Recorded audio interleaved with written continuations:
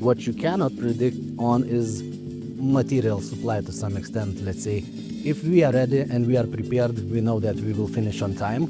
If we need to find a module with a certain build of, 5,000 cycles remaining, because the core, the engine core is limited to that, and there is no reason to buy, 10,000 LPT module, because naturally you will overbuild and no one in the market will pay you extra. Sometimes need more time finding the right material to fit the build. Other than that, I think overall we can control and we do that. The adding value part, it depends on what type of engine we are purchasing, right? Certain engines require small repair that we can perform and still put back in service. A lot of times, like we mentioned before, we're replacing modules and so on, trying to do as much as possible to extend time on wing and making it serviceable again, right? Because at one point this engine could not fly so long, and now we can put back in service. There were 2,000 737 Classics released to the market manufactured, and in 1999, CFM ceased the production of the Dash 3 engines. So we speak, 25 years after, we still have those engines flying, we still have MROs worldwide working on these engine maintenance and so on. So I think we are well positioned and strongly, let's say, covered to work with them next 7 plus to 10 years, let's say. All right, so Modestus and Adriana, thank you so much for taking the time to join us here. Adriana, I know you flew halfway across the world to join us for this podcast session number 7. We've spoken to base maintenance, line maintenance, DOA, POA, camo, and now we're here talking to EAMS and specifically asset trading, right? That's the business that you both do, something very technical, very commercial as well. And we're going to try and bring that to our audience and see how that kind of plays out. But before we dive into it, there's always a story behind how everyone got into aviation. It's either a childhood dream or, along your career, you kind of got into it and then you fell in love with it and you couldn't leave it. There's always a story. What's the story behind how you both got into aviation? Adriana, let's start with you. Well, Michael, thanks for having us, first of all. Yes, a bit jet-lagged. Hope that is going to be okay. Yeah. But I don't know if you know, but I'm originally from Brazil. And in Brazil, we're taught in schools that the inventor of the airplane was actually a man named Santos Dumont. He did a flight in Paris back in 1906 with a heavier-than-air aircraft. And there was a lot of people that saw that flight, and at that time, there was believed that he was the first one, right? But now the story is different. But in any case, for me, that's how my passion for aviation started.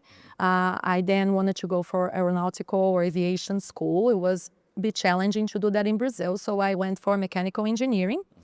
And that was always my goal to get into aviation, which happened in 2003 when I joined an OEM that manufactures safety equipment in US. So since then, 22 years in aviation, and that's the story. It's so fascinating because the story that's told today is that the Wright brothers, are the original inventors of it. And, that's kind of always stuck out through history. But, there's always something unique about people's origins. And I really like how you, kind of presented how you got into it. Modestus, I know you originally here from here, Lithuania. Lithuania has a strong aviation history. Same for you? Most probably. Maybe in my case, it's a destiny, let's say. I do remember one video from the family archives from early 90s when me being free, playing with the newly received Christmas gift. It was a set of the fighter jets and helicopters, and my parents were teasing me, asking, so who you want to become when you grow older? And I'm like, I will be a captain, a pilot. Yeah. And they were like, why not a sea captain, like ship, And I'm like, because it can sink, And then they are saying, but the plane could crash. And I'm like, yes, but I will jump out of it with the parachute, And then everyone is laughing in the background. Yeah, so jokes aside, I think that this, let's say, international and global community, which is super strong in this industry, brought me in. to some extent, quite occasionally. I was working in different industry, also with business development internationally. And one friend of mine offered me to have a chat with the head of a newly created department, which is supposed to be doing business development focused on asset trading. And I did, and we got a lot of in common. So I joined FL Technics, and next year, May, will mark my 10-year journey with the company. Fantastic. I mean, such a unique story, is it not? You know? Now, what we're going to be speaking about today, asset trading, but in particular, there is an abbreviation, right, which is EAMS, which is Engine, Airframes, and Materials. Now, someone who may be listening today or may not know about it, they may hear EAMS and say, what is that, right? How would you describe that to someone who knows the business and someone who might not know about what EAMS is? Modestus. You said well, the abbreviation stands, yes, for Engine, Airframe Materials Services, and quite straightforward it is about we do in this department. This is another piece of the puzzle of FL Techniques being one-stop shop MRO. So in principle, in this department, EAMS, we do airframe, spare parts trading, repairs, engine trading, engine parts trading, and yeah, this is what it stands for. And within the context of the larger aviation industry, Adriana, how would you describe, EAMS? I think what Modesta said, EAMS focus on the parts trading mostly and the engine trading. Of course, we have the component of the repair shop, but we are here to be able to supply those materials, which is less expensive than OEM brand new type of material. So instead, when we are going out and purchasing airframes, we tear them down, we send the parts out to be recertified. We have the material available at a lower cost to the market, and allowing the airlines to have lower cost of ownership of the aircraft, because instead of using a brand new part, they're replacing with used parts, but still high quality because they are certified and so on.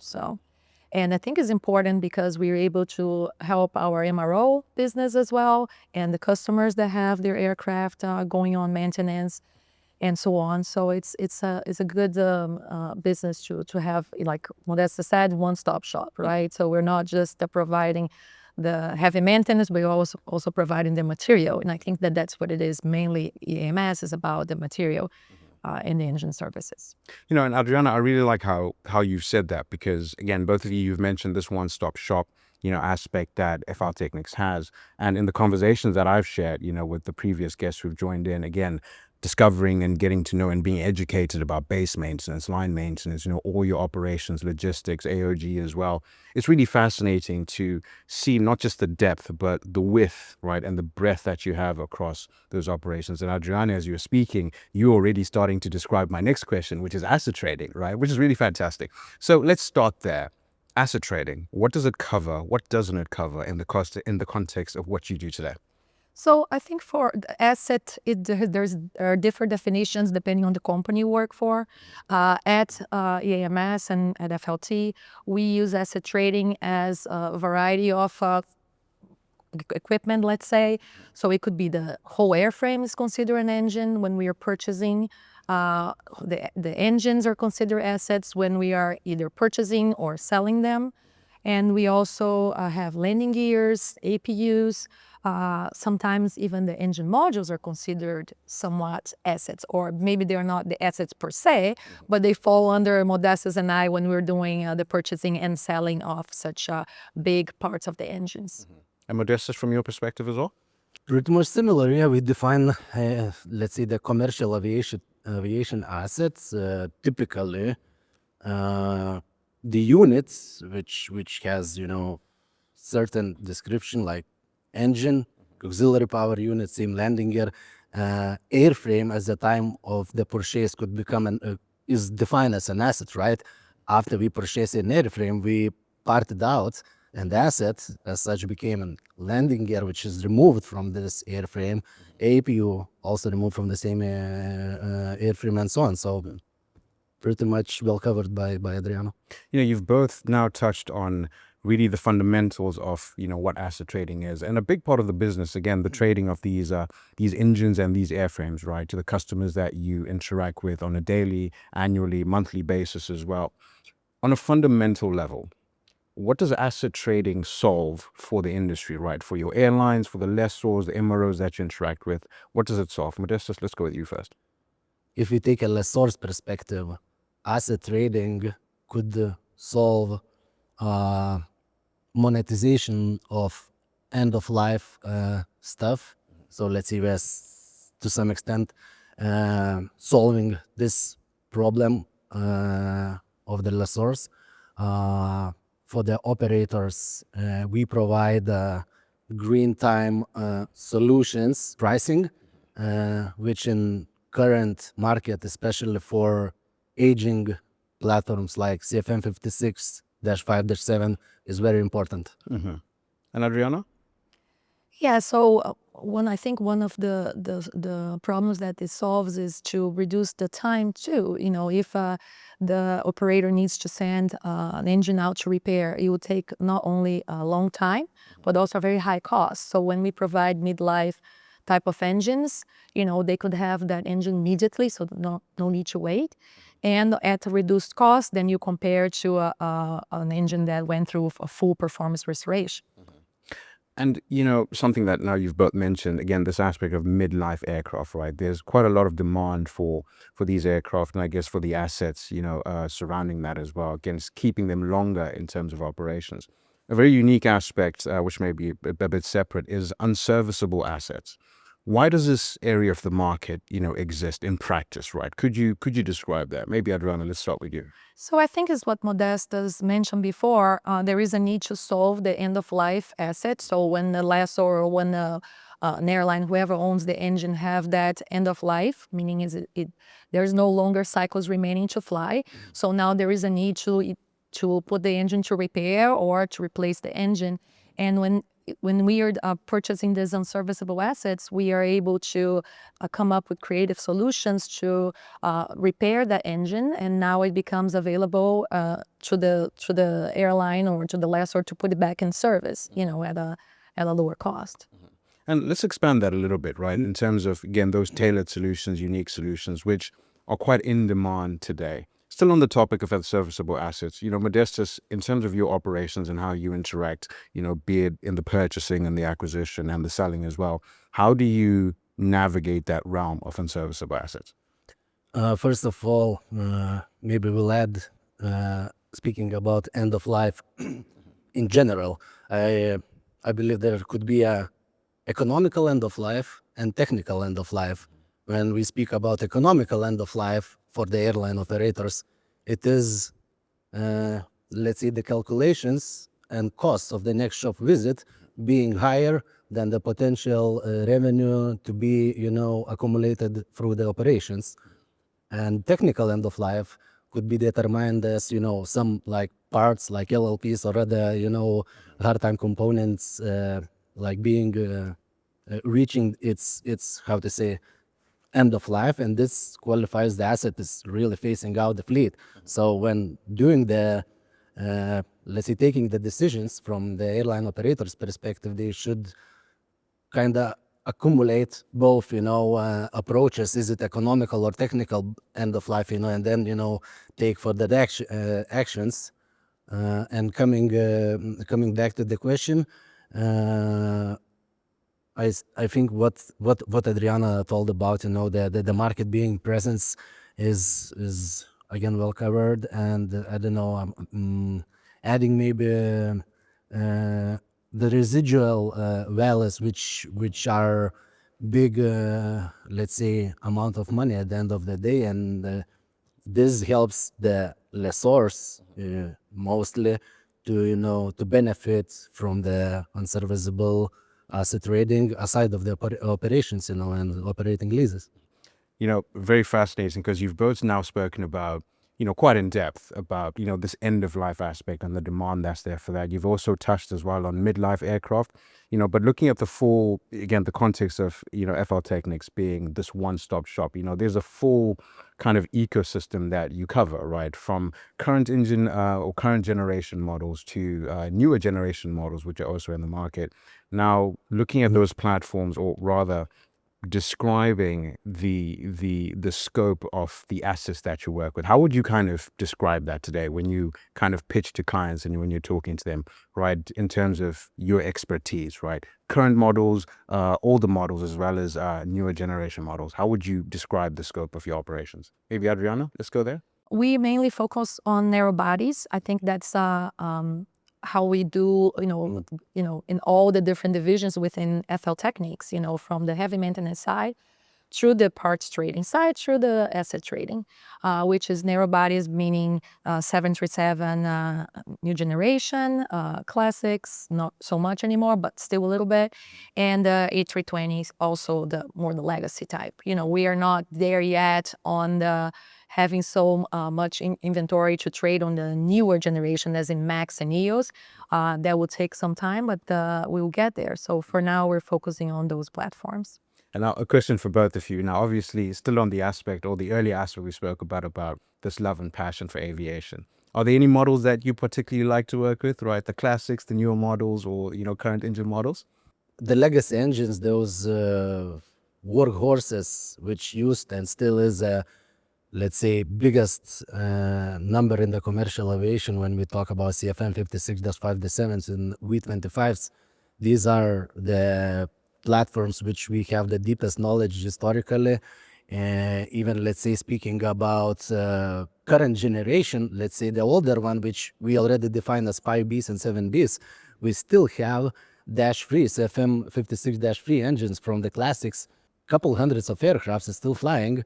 There were 2,000 737 classics released to the market, manufactured, and in 1999, CFM ceased the production of the -3 engines. So we speak, 25 years after, we still have those engines flying. We still have MROs worldwide working on these engine maintenance and so on. So when I think of legacy engines, current generation 5Bs, 7Bs, and Vs, I think we are well positioned and strongly, let's say, covered to work with them next 7+ to 10 years, let's say. Adriana, for you as well? Yeah, no, I just want to mention, of course, we like the V2500s, but I think the CFM 56 are more of our passion, as you can see in the shop here.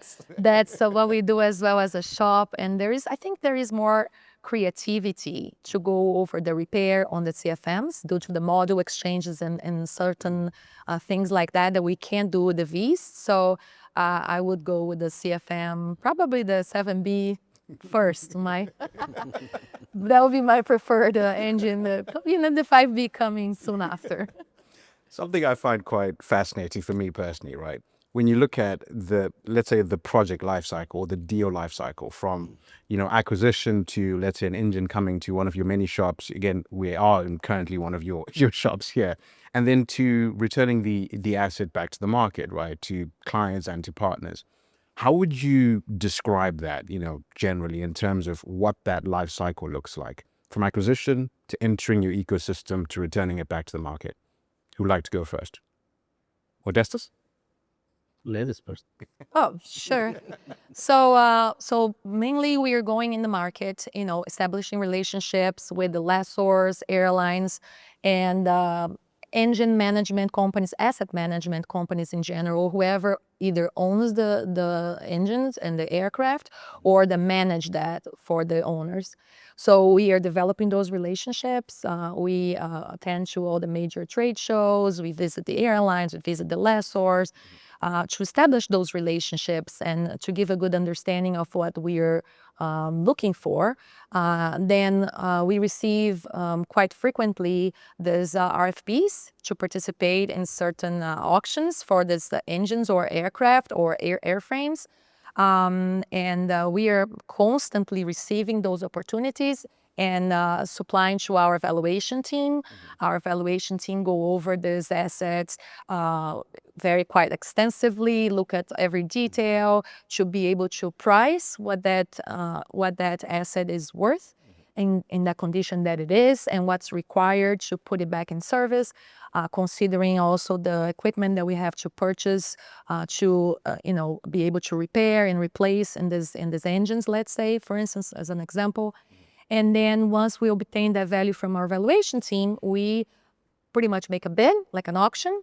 And then depending on the relationship that we have with the lessor or this airline, they will come back to us and say, hey, please offer us a second bid, a BAFO we call it, the best and final offer, or they just award us the engine. And then once they award, or the asset. So once they award us the asset, we go over all the legal. Modestas and I are very heavily involved on the legal side. So we get very involved on the LOIs, SPAs, and all the legalities and delivery locations and all sort of other. At the same time, we have another team of technical guys that go over now the records and the engine per se physically through inspections, boroscope inspections, and in general, and also a very thorough analysis of all the paperwork to make sure all the trace is there, and what else needs to be replaced because maybe the trace is not there for a certain component, things like that. And then once we finalize the deal, everything is closed, we take delivery of such asset, let's say it's an engine. We take delivery of the engine, then we have to send it to the test cell, and then we get all the results, and then back to Modestas and I, we go in the market to sell such engine. If it was an airframe, then the situation obviously is different. We have our different separate team that go over the analysis of the airframe, and then we contract either a third-party company to do the teardown of the airframe, or we do in one of our locations. We have locations in Indonesia, in Jakarta, Bali, in Lithuania, in UK, and Soon opening Punta Cana, Yes. near to my home in Florida. So if it's an airframe, then we would send out to one of these facilities, or could be a third party as well. We have sent a couple to Spain, for instance. So we would do a tear down there, and our separate team, inventory team, would manage all the sending those parts to component repair shops, having the parts certified, coming back to stock, and then we have another team that does the sale of the parts of the airframe. Conversely, sometimes we do the teardown for the engines as well. So if we happen to do a teardown of the engine, it happens similarly that we send the parts out to be repaired or overhauled, and they come back to inventory where there is a engine parts team that do the sales of those parts. Now, fascinating. And I really love how you've described this, because I'm going to pick something out from there where you spoke about the aspect of service and repair and then returning the asset back to the market, as well as teardowns as well.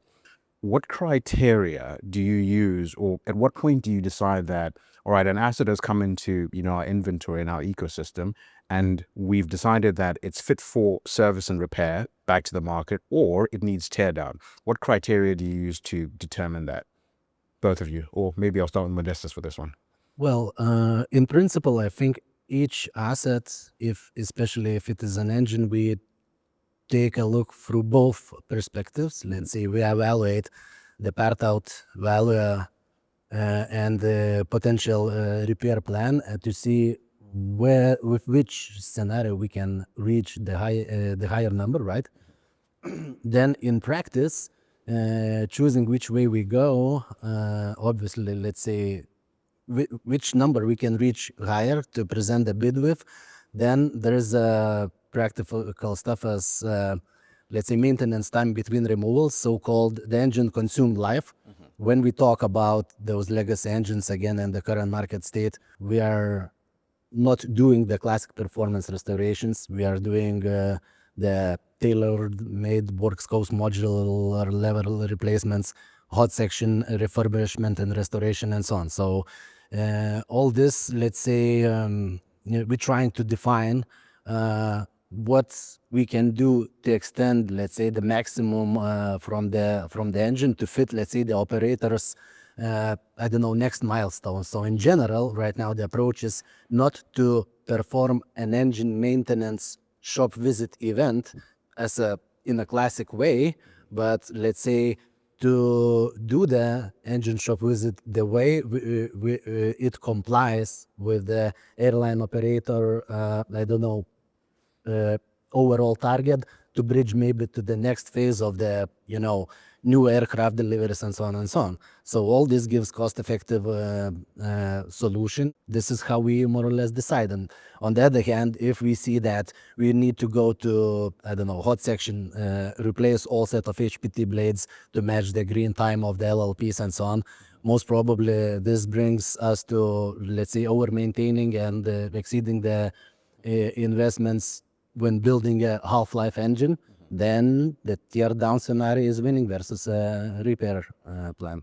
And is this part of the adding value aspect? Because again, each of the clients and partners that you work with, right, they all have different needs and different, demands, that they need for their operations. The scale could be different, the volume could be different, what they need at that certain time and position could be different. Again, considering different cycles of modules, time on wing, scope of operation.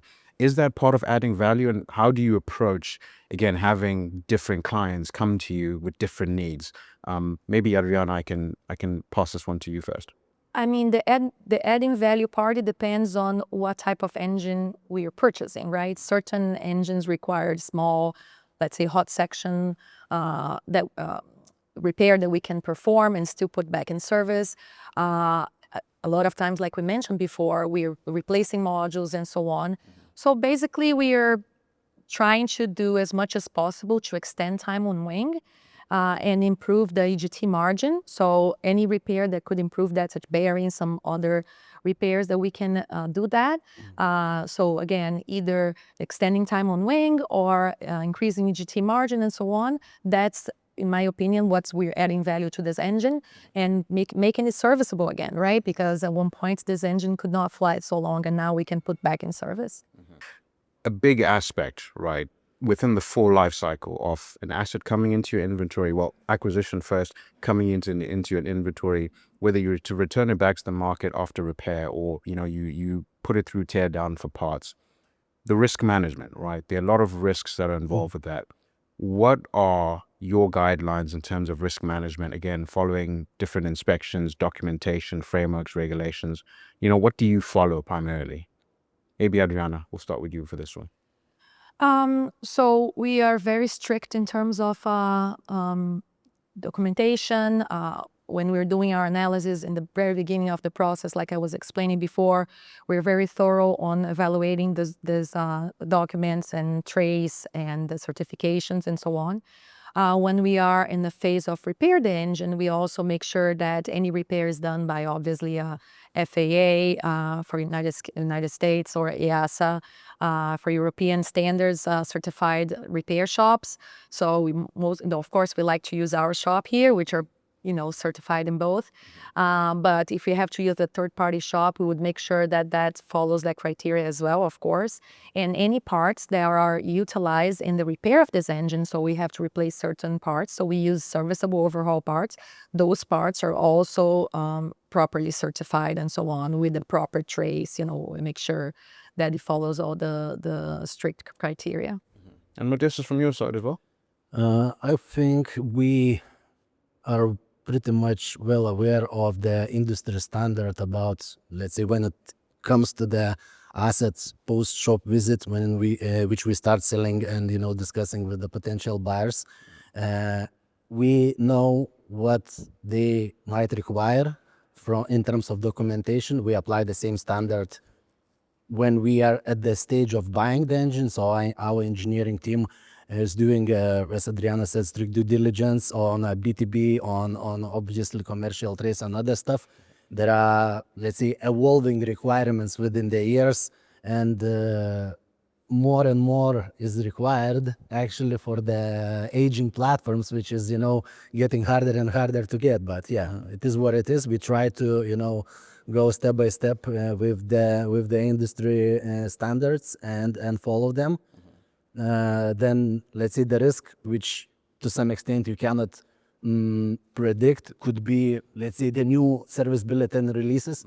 At the time of we acquire the engine, we, let's say, need at least, I don't know, 6 months to get it ready tested for sale. And it could be the case that during these 6 months, some new, requirements and service bulletins would be released, which you would need to implement, which would need you to, I don't know, expose more and invest more. But yeah, that's how to say the factor which you can influence the less. Other than that, I think we have good analysis prior buying any asset. We have a plan in place what we're gonna do with it. We have the production team and supply chain team, let's say, with the pre-reserved parts and components which we will supply during the shop visit. Sometimes we buy prior, let's say the shop visit even started, some packages which we're gonna know that we are used, especially when we talk about used serviceable material, which is extremely hard to get in current market. So all this gives an, let's say, overall engine project risk mitigation, I would say, to quite good level in our case. I really like that. And you brought in this aspect of planning, right? Because it's a very difficult business. There are a lot of risks associated. Again, Modestus, you just, mentioned, one of them, be it, a new service bulletin can come in and you have to, adapt to that. There are also other aspects such as different margins, again, turnaround times, again, demands from your clients and operators, to kind of get the engines back, back on wing, or get the assets, to get those assets back in operation. How important is that planning, especially keeping the business sustainable, right? Because that's, really, you want to run a business that's going to be sustainable. How important is that planning? Maybe Adriana will start there. It's very important. We try, as Modesta said, to have the majority of the material needed for such repairs. So when we are even during the acquisition phase of an engine, we already try to have a good understanding what is required in the repair.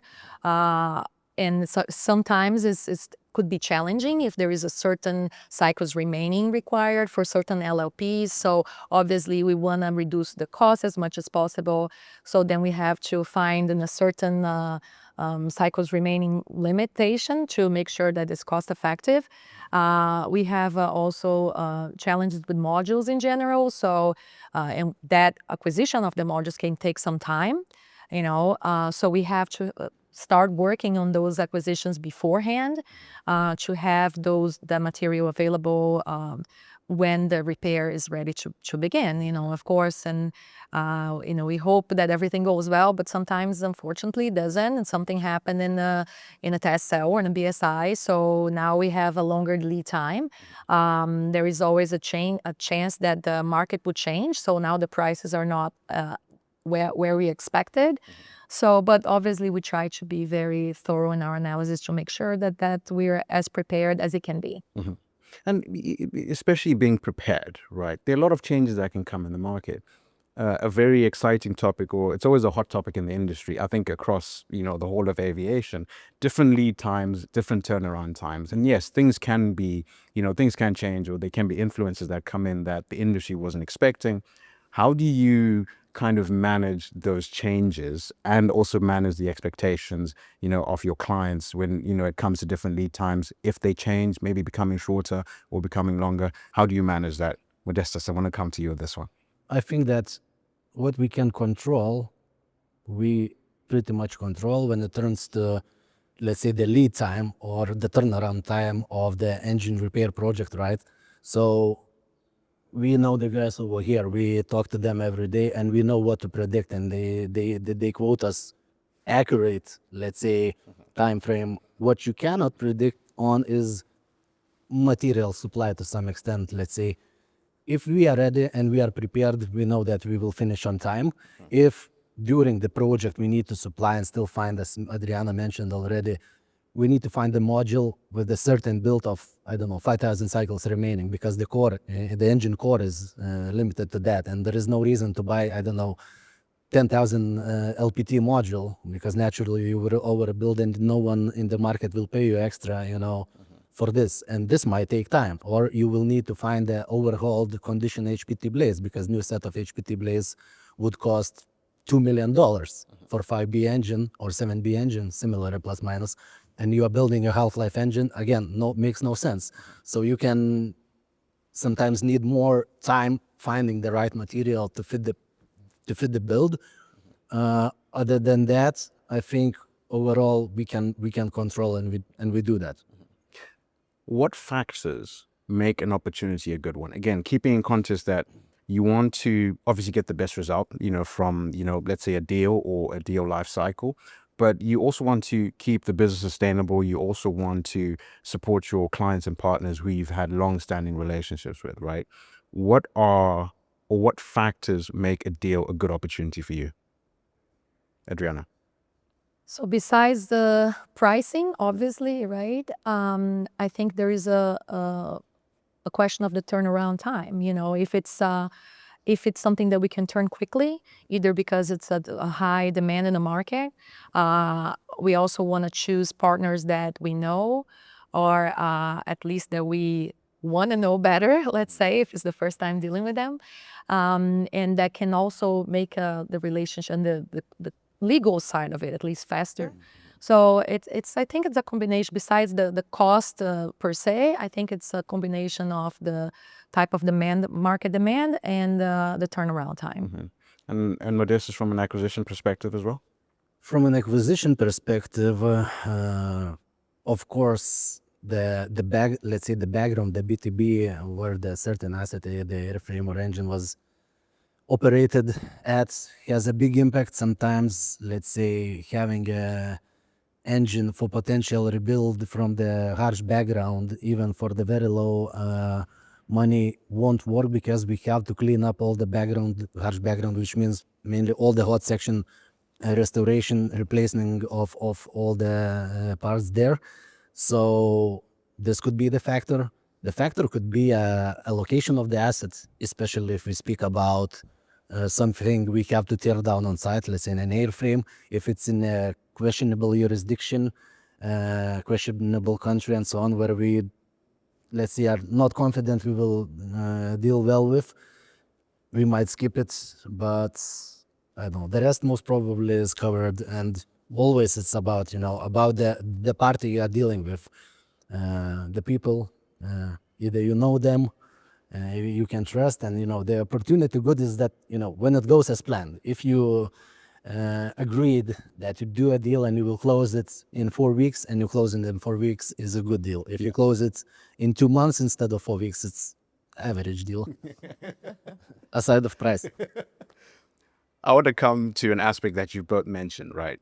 This ecosystem, but especially Adriana, you brought this earlier, relationships, right? The relationships that you have with airlines, the relationship that you have with lessors. From an acquisition perspective, again, you're acquiring a number of assets, be it engines, airframes, from lessors, at times. How do you manage that relationship? Sometimes it's with the suppliers, it's with partners, all three aspects involved together. With this, I want to bring this question to you first. In most cases, for example, lessors are our suppliers, and in the same time, they're our customers. When they become on the both sides, when they were as a supplier, as a customer, then we qualify them as a partner. That's a good way to put it. Good. Adriana, from your side? Yeah, I mean, we're dealing, like I said, with the lessors, airlines, asset management companies as well that work in behalf of such lessors and airlines sometimes. And yeah, I mean, I don't think that we should look at anyone in our industry as competitor. We should always look at the, let's say, bright side and look for what can we do together. So one time, this company, which either a lessor or an airline, can be our supplier. Another time, they can be our customer. Sometimes we try to work on certain deals that we can both, purchase an asset and at the same time combine with that, sell an asset. That's like a partnership we can do in such occasions. But I think the most important thing is just to be open to work with those those reputable companies out there in either side, doesn't matter really. We can one time be the supplier, one time be the customer, as long as we're working with those companies. Yeah. One thing that, again, I also find quite fascinating, when you look at, again, let's say this three-tier ecosystem, from acquisition to coming into your repair and service ecosystem to then selling back to the market, or it might be tear down for parts. An aspect that's maybe quite central and important for a lot of entities is having that in-house capability, right? Some asset trading entities have to rely on third parties, right? What sets you apart is that you've got this in-house capability. Actually, we are right within, one of your facilities, which is really great in terms of that context. How important is that, especially when you're dealing with, again, changes in the market, or even just, unique service or unique requests, from clients? How important is that in-house capability? Odessus? Well, obviously, it's crucial. It's very important. And first of all, about the slots planning, we have this exclusivity. Thanks for FL Technics Engine Services to get, let's say, at one slot booked for our ongoing acquisition, which we know that will arrive in 2 or 3 weeks or so. It would be hard, harder to agree something like that with the third party provider when there are too much of uncertainty and a big demand. Also, we have, let's say, this exclusivity to win some time when we are looking for used serviceable material. Let's say we can postpone or put on hold the project and look for, let's say, HPT blades or another hardware which we need. And once we got it, we continue taking from there, the shop visit further. So yeah, that's really, really important. And Adriana, from your perspective as well? Yeah, pretty much the same, but having our own shop, I think we can look into creative solutions. How else can we work this out? And we have our technical, the engine side, not just our technical side that doing evaluations and so on, but we also have the engine technical team that can help us with certain ideas, and we know we can fully trust them, right? Differently than using a third party. There is some limitation on that, our own guys, we know we can fully trust it. So yeah, I think that's very helpful, and we're very lucky to have our own engine shop. And if we expand the lens a little bit, right, taking a look at the current market and, what's actually happening on the ground, obviously you've got demand for, all the generation models, current generation models to, stay active for longer than, airlines expected. Newer generation models, they are facing their challenges, some of them operational, but it's a very mixed market, right? And everyone is having to deal with things that they haven't planned for, things that they didn't expect. But of course, having the right partners, having, a network of people that you can rely on, helps you kind of navigate those challenges. Still on this aspect of you having this in-house capability, how does that help you to, again, solve situations faster, to bring solutions, better solutions to the market in comparison to, maybe other competitors? Modestus, how would you answer this one? The bigger, let's say, influence on everyday management of the project you have, it results more accurate planning, more accurate expenses forecast, and yeah, most probably this would be the answer from myself. Maybe looking to the future, asset trading, how do you expect the market to evolve or to change? Modestus.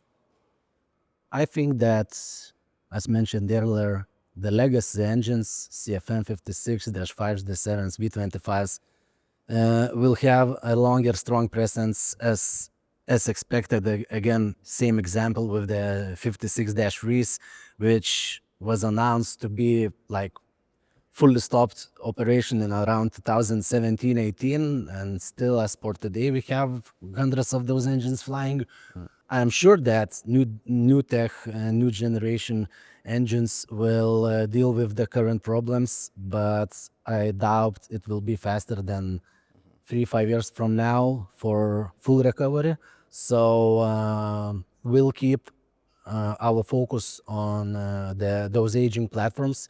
We, together with the investments, into part outs, also into rebuild, so we can have the support of used serviceable material, which is, I believe, at this point, a big part of the success. And for the airline operators, maintenance, let's say, expenses are pretty much 30-40% of their overall expenses. Yeah. So it's a huge amount, and tailor-made, cost-effective solutions will continue to be very important and favorable, in the market and in asset trading for the engines. Adriana, your outlook for the future?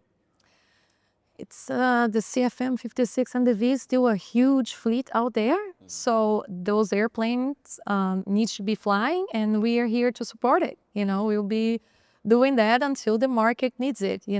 Maybe like Modesta said, for the Dash 3, it took so long to go away. Maybe it'll be the same for the Dash 5 and Dash 7s and the Vs. So, and we'll be here to doing oral support until it's no longer required, and we'll move to the next. Move to the next one. Now, again, in the context of everything we've been speaking about today, again, very a full coverage, let's say, of asset trading to our capabilities, again, within the context of the time that we've had. If you were to describe asset trading, your elevator pitch, right, today, to airline executives and to lessors and to your partners, how would you position that? Modestus? I think I would say that we help airline operators by providing cost-effective solutions for the green time engines, and in the meantime, we help them to monetize their end-of-life assets.